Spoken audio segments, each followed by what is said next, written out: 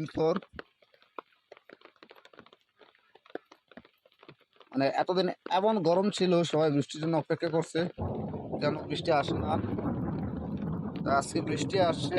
আমাদের বাড়ির যে পানির লাইন আছে এখান থেকে সোজা বরাবর ওইদিকে চলে যায়।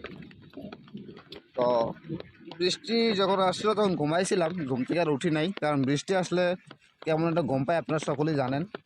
তো প্রত্যেক সময় যখন বৃষ্টি আসতো, বৃষ্টি যখন কমতো, আব্বা ডাক দিয়ে বলে দিত, যখন আব্বা ছিল আব্বা ডাক দিত আমার সব সময়, যে পানির লাইনটাতে ক্লিয়ার করে দিই। আজকেও ঘুমাই রইছি, মানে বারবার মনে হইতেছে কখন যেন আব্বা ডাক দেয়, কখন যেন আব্বা ডাক দেয়। তো আব্বা তো আর আমার ডাক দিব না কোনো সময়, আব্বা চলে গেছে পরপারে। পরিবারের মানে ছায়া, বটবৃক্ষ যখন চলে যায় তখন আসলে এমনই। আব্বা থাকলে এতক্ষণ এই পানির লাইনটা ক্লিয়ার হয়ে যেত। এই যে কিছু মরিচের গাছ লাগাইছিলাম, এগুলো ইয়ে হয়ে গেছে, জালটা একটা আম পড়ছে, আমটা অনেক বড়।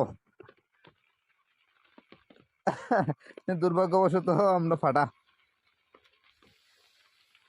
আচ্ছা, যাক, বৃষ্টি আসছে, খুব ভালো লাগতেছে।